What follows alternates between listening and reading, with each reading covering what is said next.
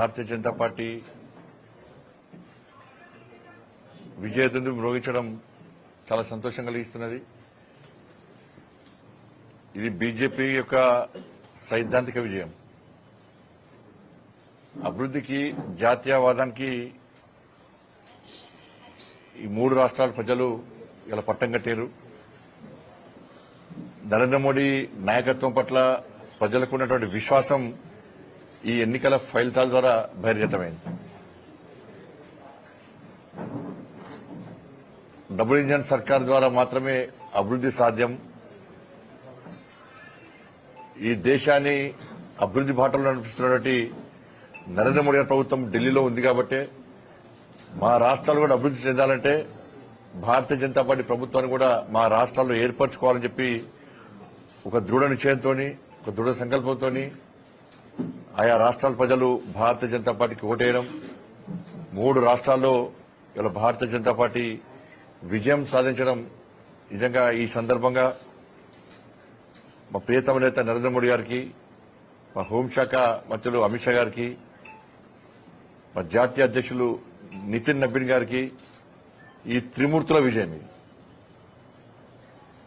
ఈ త్రిమూర్తులకు ముఖ్యంగా కష్టపడి పనిచేసినటువంటి కార్యకర్తలకు, నాయకులకు, నరేంద్ర మోడీ గారి యొక్క నాయకత్వాన్ని నమ్మి విశ్వసించి ఓటేసినటువంటి ఆయా రాష్ట్రాల ఓటర్ మహాశయులందరూ కూడా తెలంగాణ ప్రజల పక్షాన, తెలంగాణ రాష్ట్ర భారతీయ జనతా పార్టీ పక్షాన అందరూ కూడా హృదయపూర్వక కృతజ్ఞతలు తెలియజేస్తున్నాం.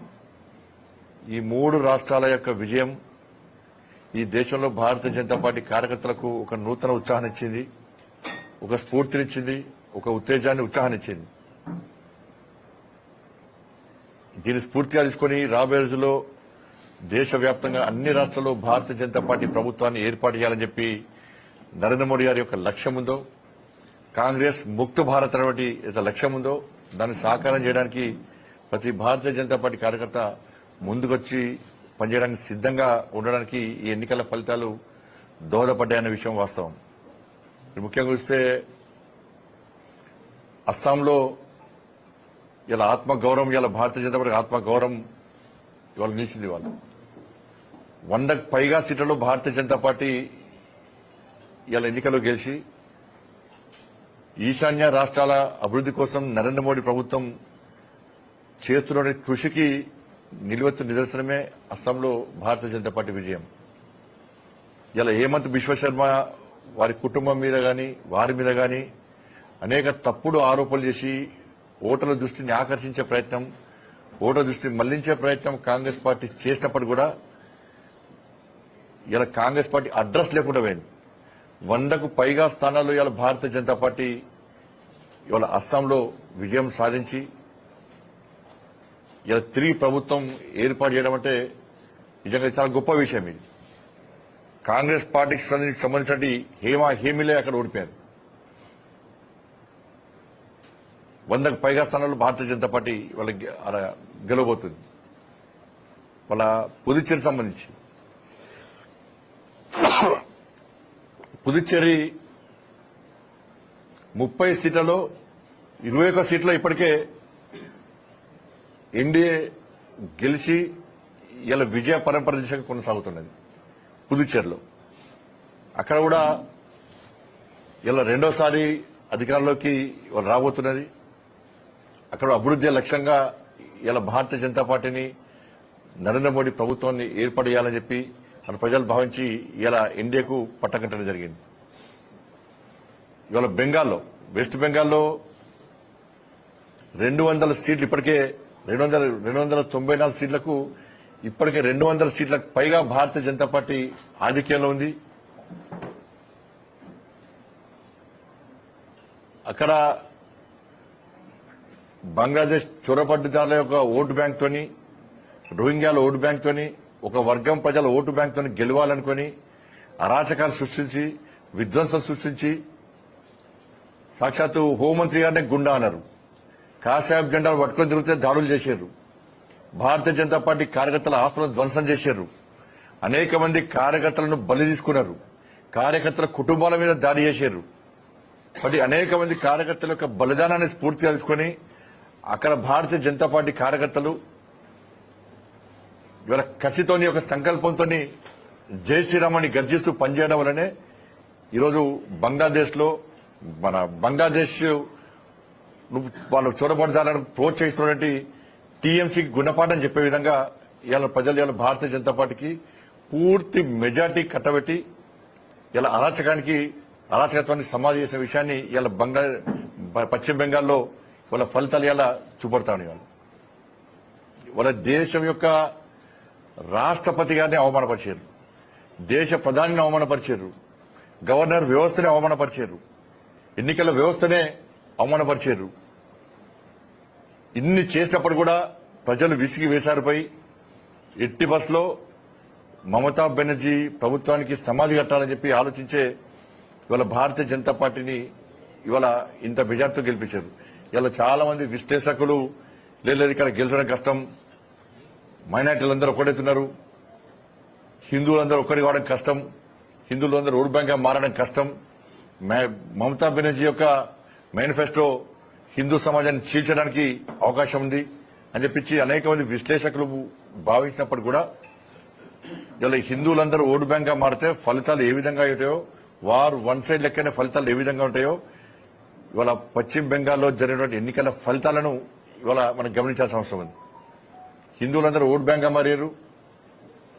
ఇవాళ వెస్ట్ బెంగాల్లో జై బంగ్లా జై శ్రీరామ్ అనే నినాదాలతో ఇవాళ కార్యకర్తలందరూ పెద్ద ఎత్తున ప్రదర్శన చేస్తూ ఉంటారు. ఇవాళ ఒక పండుగ వాతావరణం, అరాచక ప్రభుత్వం యొక్క శకం ముగిసింది, విధ్వంసకారుల యొక్క శకం ముగిసింది.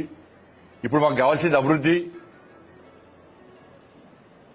అని చెప్పి ఒక డబుల్ ఇంజన్ సర్కార్ ద్వారా అభివృద్ధి సాధ్యమని చెప్పి భావించే ఇవాళ బెంగాల్ ప్రజలందరూ కూడా ఇవాళ నరేంద్ర మోడీ గారి నేతృత్వంలోని ఇవాళ భారతీయ జనతా పార్టీ ప్రభుత్వానికి ఇవాళ మద్దతు తెలిపి 200 పైగా స్థానాల్లో గెలిపించడం అంటే మామూలు విషయం కాదు.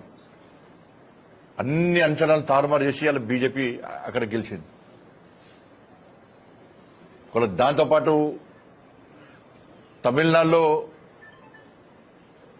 ఉత్తరాది దక్షిణాది అని చెప్పి ఇవాళ అక్కడ స్టాలిన్ గాని డీఎంకే ప్రభుత్వం గాని రాష్ట్ర ముఖ్యమంత్రి రేవంత్ రెడ్డి గారు గాని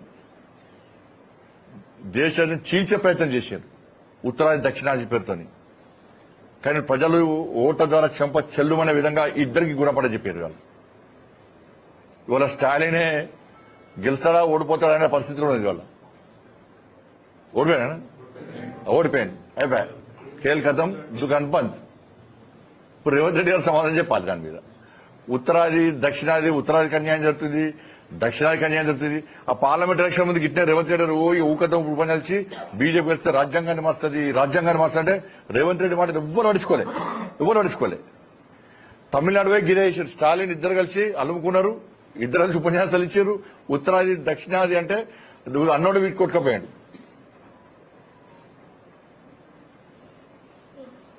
అడ్రస్ లేకుండా కాంగ్రెస్ పార్టీ డీఎంకే ఇద్దరు కలిసి చేస్తే కనీసం వాళ్ళకు అడ్రస్ లేకుండా వాళ్ళకి పరిస్థితి.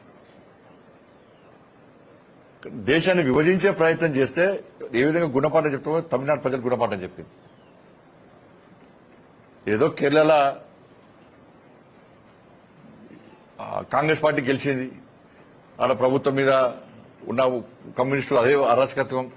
ఇలా దాని ద్వారా ఇండి అలయన్స్ అనేది మొత్తం చీలిపోయింది వాళ్ళ దేశంలో. కాంగ్రెస్ కమ్యూనిస్ట్ కలిసి ఉంటారు దేశం మొత్తం. కానీ కేరళలో ఏమైంది, కమ్యూనిస్టులు విడిపోయారు. బెంగాల్లో ఏమైంది, కాంగ్రెస్ పార్టీ మమతా బెనర్జీ ఇద్దరు ఓళ్ళు మీద ఓళ్ళు యుద్దం ప్రకటించుకున్నారు. ఇట్లా ఇండి అలయన్స్ అనేది మొత్తం చీలిపోయింది. దానికి ఒక రూపురేఖ లేదు, దాన్ని కల్పించే ప్రయత్నం రాహుల్ గాంధీ సత్తా లేదు. కానీ ఇటువంటి ఫలితాలు ఇవాళ దేశవ్యాప్తంగా రావడం ఇవాళ ఒక్క కేరళలో గెలవగానే ఈ కాంగ్రెస్ వాళ్ళు గేమ్ చేంజర్ అట రాష్ట్ర ముఖ్యమంత్రి. దేని గేమ్ చేంజరు? ఒక్క గెలవ 5 రాష్ట్రాలు ఎన్నికలు జరిగితే ఒక్క రాష్ట్రంలో గెలిస్తే గేమ్ చేంజర్ అని ఫ్లెక్స్లు అనుకుంటారు. మరి తమిళనాడు పోతివి, తమిళనాడు ప్రచారం చేసిండు, అస్సాం ప్రచారం చేసిండు, పుదుచ్చేరి ప్రచారం చేసిండు. ఏడవే మరి గేమ్ చేంజర్ ఏడవే అక్కడ నీ గేమ్ పనిచేయలేదు ఆడ. అంటే గెలిస్తే సంకలేదు నాకు వండేసుకుంటారు అన్నట్టు. ఏదో సినిమాలో ఐటమ్ సాంగ్ ఉంటుంది, సినిమాలో సక్సెస్ అయితే ఐటమ్ సాంగ్ తో సక్సెస్ అని చెప్పి వాళ్ళు వచ్చి నా సాంగ్ ద్వారా సక్సెస్ అయింది, నా సాంగ్ ఆ ఐటమ్ సాంగ్ లో కూడా రేవంత్ రెడ్డి పరిస్థితి వాళ్ళు.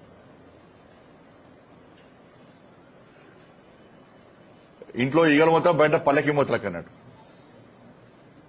ఈయన పోయింది అన్ని రాష్ట్రాల్లో పోయిండు, అక్కడ ఎక్కడ గెలవలే. ఈయన పెట్టింది 2 బహిరంగ సభలు, ఈయన కేరళలో పెట్టింది 2 బహిరంగ సభలు. ఈ 2 బహిరంగ సభతో గెలిచిందారు కేరళలో. స్టార్ క్యాంపెయినర్ గా రేవంత్ రెడ్డి కాబట్టి గెలిచిందని చెప్పి టీవీలు ఇస్తున్నారు, బ్రేకింగ్ ఇస్తున్నారు టీవీలలో. ఇవన్న స్టార్ క్యాంపెయినర్ లిస్ట్ నాకు అన్నది.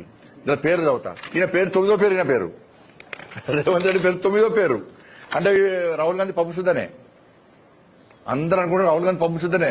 రాహుల్ గాంధీతో ఏం కాలే అన్నట్టుగా, సోనియా గాంధీతో ఏం కాలే, ప్రియాంక గాంధీతో ఏం కాలే, మల్లికార్జున ఖర్గే 0, కేసీ వేణుగోపాల్ 0. ఈ పైన ఉన్న 9 మంది star క్యాంపెయినర్లు Mallikarjuna Kharge, Sonia Gandhi, Rahul Gandhi, AK Antony, KC Venugopal, Priyanka Gandhi, Deepa Das Munshi, Siddaramaiah, ఒక తర్వాత రేవంత్ రెడ్డి. అంటే పైన 9 మంది వేస్ట్ చేయాలి. వేస్ట్ వాళ్ళకి ఎవరితో ఏం కాలే. ఒక రేవంత్ రెడ్డి 2 బహిరంగ సభలు పెట్టిండు, కథమాట గెలిచింది. అడిగా గేమ్ చేంజర్ అడిగా. మరి నీ గేమ్ బయట రాష్ట్రం ఎందుకు పనిచేయలేని అంటున్నా. నువ్వు ఒక్క రాష్ట్రానికి పోయి ఒక్క రాష్ట్రాన్ని నువ్వు గెలిపించి 10 బహిరంగ సభలు గెలిపిస్తే నువ్వు 2 బహిరంగ సభలు తెలంగాణ నుంచి మూటలు తీసుకుపోయి అడవై ఎప్పచ్చినావు. మీ మిగతా మంత్రులు ఎందుకు వెళ్ళరా? మిగతా మంత్రులు కూడా డైరెక్ట్ పోతే ఈ రేవంత్ రెడ్డి సగం ఇస్తాడు, సగం 7 వచ్చాయి. ఎవరి మంత్రులు వాళ్ళు పోయి సొంతంగా పోయి డబ్బులు తెచ్చినాడు, మూటలు తెచ్చారు. తెలంగాణ రాష్ట్రాన్ని మొత్తం సర్వనాశనం చేసి ఈడ అప్పులపాలు చేసి నువ్వు ఇక్కడ పైసలు తీసుకుపోయి అక్కడ పెడితే నేను గేమ్ చేయను. తెలంగాణ లూటర్ అంటారు, నేను తెలంగాణ లూటర్ అంటారు. నేను గేమ్ చేంజర్ పెట్టుకుంటున్నాను ఇవాళ. ఇవాళ కాంగ్రెస్ పార్టీ ఈ దేశంలో ఎక్కడ లేకుండా భూస్థాపితమవుతుంది. ఇవాళ దేశంలో బెంగాల్లో విజయం సాధించి ఒక చారిత్రాత్మక విజయం అయితే ఇలా మీకు అసలు విషయం చెప్తున్నా. ఇప్పటివరకు రాహుల్ గాంధీ నేతృత్వంలో కాంగ్రెస్ పార్టీ 99 ఎన్నికలు ఓడిపోయింది. ఇంకొక ఎన్నికలు ఓడిపోతే సంచరి. దేశంలో మీరు లెక్క చేయండి, అలా 90 ఇప్పటి కోసం లెక్క చేస్తాం మేము. దేశంలో రాహుల్ గాంధీ నేతృత్వంలో కాంగ్రెస్ పార్టీ 99 ఎన్నికల్లో ఓడిపోయింది. ఇంకొక ఎన్నికలు ఓడిపోతే 100 ఎన్నికలు రాహుల్ గాంధీ నేతృత్వంలో కాంగ్రెస్ పార్టీ ఓడిపోయినట్టు. అవి చిన్న ఎలక్షన్ల, పెద్ద ఎలక్షన్ల 99 ఎన్నికలు ఓడిపోయింది. కానీ కాంగ్రెస్ పార్టీని దేశంలో ప్రజలు గుర్తిస్తలేరు. కాబట్టి రేవంత్ రెడ్డి గారు ఏదో అక్కడ ఒక్కరు గెలిచినట్టు ఆయన ఖాతాలో వేసుకునే ప్రయత్నం చేస్తున్నాడు. గెలవ ఒక్కరు గెలిస్తే ఆయన ఖాతాలో వేసుకుని ఆయనే గెలిపించినట్టు చెప్పే ప్రయత్నం చేస్తున్నాడు. ఇది ప్రజలందరూ తెలుసు. ఫస్ట్ తెలంగాణ గురించి ఆలోచించు. నువ్వు గేమ్ చేంజర్ అయితే కరీంనగర్లో గేమ్ ఆడినావు, కార్పొరేషన్ ఏమైంది నీ గేమ్? 2 ఎమ్మెల్సీ ఎన్నికలు గేమ్ ఆడినావు, ఏమైంది నీ గేమ్? ఏమైంది నీ గేమ్? 6 గ్యారెంటీల మీద కనీసం ధ్యాస లేదు. ఏదో ఇక్కడ ఇల్లు కడిపోతే పక్కింట్లో పండుగ చేసుకుంటున్నది పరిస్థితి. 6 గ్యారెంటీల గతిలేదు, ఇక్కడ గతిలేదు, ఆడ పోయినట్టే ఈయన పోయి గెలిపించినట్ట. రైతులు రెచ్చిపోతున్నారు రోజుకు, దాని మీద సోయలేదు నీకు. ఎండకు ఎండుతున్నారు, వాళ్ళు ఎండుతున్నారు, పండితే ధాన్యం ఎండుతున్నది. దాని మీద శ్రద్ధ పెట్టే దమ్ము లేదు నీకు. 6 గ్యారెంటీ అమలు చేసే దమ్ము లేదు నీకు. ఇక్కడ అప్పుల పాలు చేస్తున్నావు. గిట్నే కేసీఆర్ గిట్నే చేసాడు. ఇక్కడ పైసలు తీసుకుపోయి దేశంలో ఎక్కడ ఎన్నికలు జరిగిన తీసుకుపోయి పెట్టాడు. ఇలా కేసీఆర్ బతికేమైందో ఒకసారి రేవంత్ రెడ్డి ఆలోచించుకోవాలి. లాస్ట్కు నీది గదే అవుతుంది. కేసీఆర్ బతికెట్లా ఆగమైందో నీది గదే పరిస్థితి వస్తుంది. నువ్వు అదే పందాన్ని కొనసాగిస్తున్నావు. ఇక్కడ పై తీసుకుపోయి అప్పుడు కేసీఆర్ ఇక్కడ పై తీసుకుపోయి పంజాబ్ లో తాకట్టు పెట్టాడు. ఇక్కడ రైతులు ఆత్మహత్య చేసుకుంటే పైసలు ఇవ్వలే, పంజాబ్ పోయి చెక్కులు తెచ్చాడు. ఇవాళ నువ్వు గదే పరిస్థితి నీది కూడా. ఈడ రైతులు ఆత్మహత్య చేసుకుంటున్నారు, రైతులు ఇబ్బంది పడుతున్నారు. నువ్వు 6 గ్యారెంటీలు అమలు చేస్తలేవు. ఈడ ప్రజలు పరిశీలిస్తుంటే ఇక్కడ పైసలు తీసుకుపోయి నువ్వు పక్క రాష్ట్రంలో ఖర్చు పెడుతున్నావు. ఇవాళ మరి కేసీఆర్కి ఏ గతి పట్టిందో నీకు గదే గతి పడుతుంది. అందుకే మీ బండారంతో బయటపెట్టడానికే ఇవాళ గాలి వీస్తుంది. ఇవాళ అస్సాం నుంచి కాషాయబ్ గాలి బెంగాల్ దానిక పోయింది. అది తుఫాన్ గా మారి తెలంగాణకు వస్తుంది. తెలంగాణలో ఇచ్చే కాషాయ గాలిలో మీ కాంగ్రెస్ పార్టీ అడ్రస్ లేకుండా గల్లంతవుతుంది. కాషాయ గాలి వీయడం ఖాయం, మీరు అడ్రస్ లేకుండా పోవడం ఖాయం. ఇక్కడ కూడా హిందూ సమాజం జాగృతం కాబోతున్నది, జాగృతమవుతుంది. బెంగాల్లో ఏ విధంగా ఓటు బ్యాంక్ మారారో ఇక్కడ కూడా ఓటు బ్యాంక్ మారబోతున్నారు. ఈడ కాంగ్రెస్ పార్టీ దేవాలయాల మీద దాడులని, గోరక్షక మీద హత్యాయత్నం చేయడం కానీ, ధర్మానికి వ్యతిరేకంగా వ్యవహరించడం కానీ సేమ్ పరిస్థితి ఇక్కడ కొనసాగుతుంది. కాబట్టి ఇవాళ కూడా సేమ్ ఇదే పరిస్థితి ఇవాళ బెంగాల్ లాంటి ఫలితాలు తెలంగాణ రాష్ట్రంలో పునరావృతం వాస్తవం. దీన్ని కాంగ్రెస్ పార్టీ గమనించాల్సిందిగా విజ్ఞప్తి చేస్తూ, ముఖ్యంగా దాంతోపాటు ఈ నెల 10వ తారీఖు నాడు నరేంద్ర మోడీ గారు ఇలా ప్రధానమంత్రి అయిన తర్వాత, మూడోసారి ప్రధానమంత్రి అయిన తర్వాత, ఆపరేషన్ సింధూర్ తర్వాత 5 రాష్ట్రాల్లో జరిగిన ఎన్నికల్లో 3 రాష్ట్రాల్లో ఎన్నికల వేది మోగించిన తర్వాత దేశ ప్రజలందరూ ఎదురుస్తున్నటువంటి పశ్చిమ బెంగాల్లో కూడా భారతీయ జనతా పార్టీ గెలిచిన తర్వాత మొట్టమొదటిసారి భాగ్యనగరానికి వస్తున్నాడు, తెలంగాణ రాష్ట్రానికి వస్తున్నాడు. కాబట్టి ఈ బహిరంగ సభను భారతీయ జనతా పార్టీ కార్యకర్తలు, తెలంగాణ ప్రజలందరూ కూడా విజయవంతం చేయాల్సిందిగా కార్యకర్తలకు, తెలంగాణ ప్రజలకు విజ్ఞప్తి చేస్తా ఉన్నాను.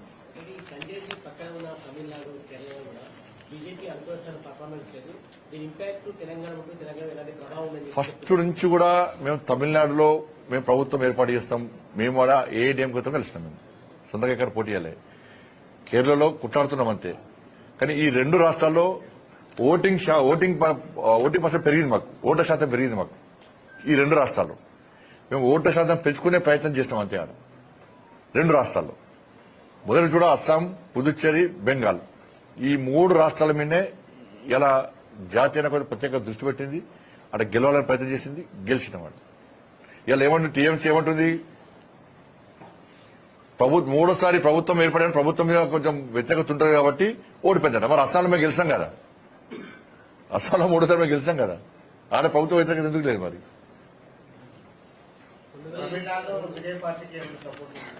లేదా జాతీయ నాయకత్వం ఆలోచిస్తుందన్న మనం ఇప్పుడైనా తప్పకుండా తెలంగాణ రాష్ట్రంలో ఎప్పుడు ఎన్నికలు జరిగినా కూడా మీకు బీఆర్ఎస్ పార్టీ పరిస్థితి తెలుసు, ఉంటుందా పోతుందా అనే పరిస్థితి. ఇప్పుడు కేసీఆర్ నరేంద్ర మోడీ గారు నిజామాబాద్ సభలో చెప్పిండు. ఫ్యాక్ట్ చెప్తాను మీకు, నిజామాబాద్ సభలో మీడియా కూడా క్లిప్పింగ్స్ ఉండొచ్చు, మీడియా కూడా ఆ విజువల్స్ ఉండొచ్చు, ఆ వాయిస్ కూడా ఉండొచ్చు. కేసీఆర్ గారు ఢిల్లీ పోయి నరేంద్ర మోడీ గారు కలిసి నా కొడుకును ముఖ్యమంత్రి చేస్తా అని చెప్పి, నాకు ఆరోగ్యం బాగలేదని చెప్పానని చెప్పి సాక్షాత్తు దేశ ప్రధానే చెప్పిండు. కానీ ఇప్పుడు హరీష్ రావు ఆలోచించుకోవాలి. కేటీఆర్ ముఖ్యమంత్రి చేస్తా అని చెప్పి కేసీఆర్ ప్రధానమంత్రి స్థాయిలో అబద్దం ఆడేది ఆడరు. కాబట్టి ఇప్పుడు కేటీఆర్ ముఖ్యమంత్రి చేస్తా అంటే హరీష్ రావు ఉంటాడా? కానీ పార్టీ ఉంటుందా పోతుందా? ఒక వికెట్ అవుట్ అయిపోయింది, బిడ్డ పోయింది, అల్లుడు రెడీ ఉన్నాడు, ఇంకొక ఆయన కనబడతాడు, మరి మధ్య చాలా కనబడతాడు ఒక ఆయన. కానీ బీఆర్ఎస్ పార్టీ ఉంటుందా పోతుందా గ్యారెంటీ లేని పరిస్థితి. కాంగ్రెస్ పార్టీ ప్రజల్లో వ్యతిరేకత ఉంది. భారతీయ జనతా పార్టీ మా రాష్ట్ర అధ్యక్షుడు రామచంద్ర గారి నేతృత్వంలో వాళ్ళు అగ్రెసివ్ గా కొట్లాడుతున్నాం, భవిష్యత్తులో ఇంకా కొట్లాడతాం. మోడీ గారి బహిరంగ సభ తర్వాత ఇంకా తెలంగాణ రాష్ట్రంలో వాతావరణం మొత్తం భారతీయ జనతా పార్టీ అనుకూలంగా మారేటువంటి పరిస్థితి కూడా ఉంది. ఏమని చేసిండే రేవంత్ రెడ్డి ఆయనకు కాంగ్రెస్ సంబంధించి ఎంఆర్ ప్రాపర్టీకి సంబంధించిన ఇష్యూ ఏదో ఉంది అని చెప్పి ఇప్పుడు తిట్టింది చోలు దుబ్బినా ఆయనకు. ఇప్పుడు తిట్టింది ఎవరు? నేను ఇప్పుడు మీడియా సమావేశం పెట్టి తిట్టింది ఎవరు? నేను వాళ్ళ అయ్యని తిట్టినా, వాళ్ళ తాతని తిట్టినా. నువ్వు మనిషి అయితే, నువ్వు మనిషి పుట్టుక ఉడితే, నువ్వు నిజంగా కేసీఆర్ కొడుకు అయితే అవన్నీ బయటపెట్టు. లేకుంటే మనిషి కంటే హీనమైన బతుకోని నేను భావిస్తాను. నువ్వు మనిషి అయితే, మనిషి పుట్టుక ఉడితే, నేను డ్రగ్స్ తీసుకోకుండా మాట్లాడినా అని నువ్వు భావించుకుంటే నువ్వు వేరే ఏం చాలా చేస్తాను. నీకు 24 గంటల టైం ఇస్తున్నా, నువ్వు బయట పెట్టు. నువ్వు మనిషి పుట్టుక ఉడితే, లేకుంటే నేను మనిషిలకు ఎవరు గ్రహించాను. అయితే జంతువు కంటే చీమ కంటే హీనంగా నీ బతుకు అని చెప్తా తెలంగాణ సమాజం చెప్తా. చీమ కంటే హీనమైన బతుకు కేసీఆర్ కొడుకుది. వేస్ట్ ఫెలో, అన్ని ఫాల్తు రాజకీయాలు చేస్తాడు, ఫాల్తు కామెంట్ చేస్తాడు. నువ్వు మనిషివి, నీదో బతుకు, తెల్లారు లేస్తే అవినీతి పొట్టు నీ బతికేదని చెప్పు. మళ్ళీ చెప్తాను, 3 తల షెట్టు నుంచి ఇన్ని వేల కోట్ల రూపాయలు ఎట్లా వచ్చినా చెప్పు నీకు. నాకు చలో, నా ఆస్తిపాత్రం విచారణ చెప్దాం, నీ ఆస్తిపాత్రం విచారణ చెప్దాం. నీ కుటుంబ ఆస్తుల విచారణ చెప్దాం, నా కుటుంబ ఆస్తుల విచారణ చెప్దాం. ఒక్క మచ్చ ఉండదు బండి సంజయ్ మీద, రాసి పెట్టుకో బిడ్డ. నువ్వు ఇలా సవాల్ ఇచ్చిపోయావు. నువ్వు మనిషి అయితే, మళ్ళీ చెప్తున్నా, మనిషి అయితే దానికి సిద్ధమై ఉండు. 24 గంటలు 48 గంటల టైం ఇస్తా, బయటపడు. నువ్వు ఏ ఒక్క ఆధారం బయటపడు. చలో, రాయకని పక్క జరుగుతా. ఇది బట్టి ఏదో ఊకదంపుడు ఏదో మీద చెప్తలే. నేను మాట ఇస్తే పక్క నిలుపుకునే వ్యక్తి. నేను మాట కట్టుబడి ఉండే వ్యక్తి. నీలక ఇట్లా ఒకడు మొరిగి అటు పోయటం కాదు. నువ్వు మనిషి పుట్టుక పుడితే కేసీఆర్ కొడితే, కేసీఆర్ కొడుకు అని నువ్వు భావిస్తే, కేసీఆర్ కొడుకు అని నువ్వు భావిస్తే, ఎందుకంటే కేసీఆర్ కొంచెం గౌరవం ఉంది మాకు తెలంగాణ సమాజంలో పడ ఇంతమంత గౌరవం ఉంది. కేసీఆర్ గౌరవం ఉంది మాకు కొంచెం. కేసీఆర్ కొడుకు అయితే నువ్వు బయటపెట్టు, లేకుంటే నీ బతుకు నీ బిడ్డ నీ బజార్కి ఇస్తా. నేను నీ సంగతి చెప్తాను. నేను మళ్ళీ నువ్వు మళ్ళీ జోలికి వచ్చినా నీ సంగతి చెప్తాను. నేను ఇట్లా వాయిపోడు కాదు. ఏం భూమి అన్నాడే? కాళేశ్వర భూమి అంటే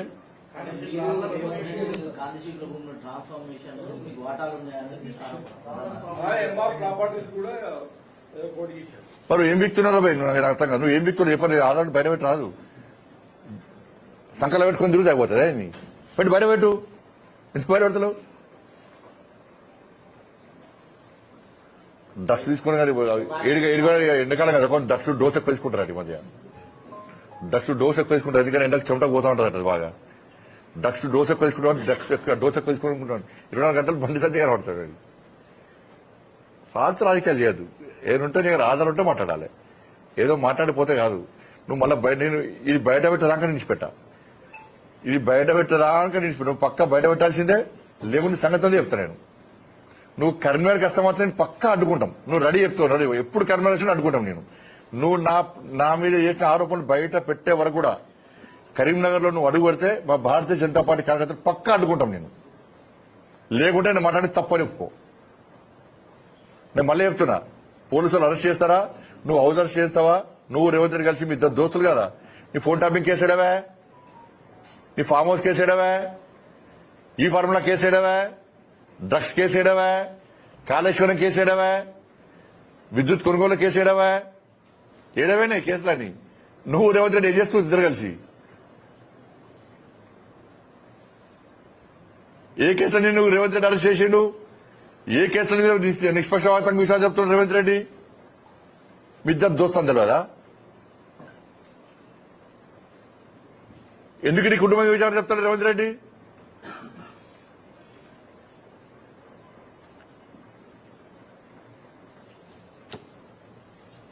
థ్యాంక్ యూ అన్న. థ్యాంక్స్ చెప్పాలి. ఎక్కడ పోయినా కానీ మీ బీజేపీ తెలుస్తుంది కదా. థ్యాంక్స్ అన్న నువ్వు చెప్పినందుకు.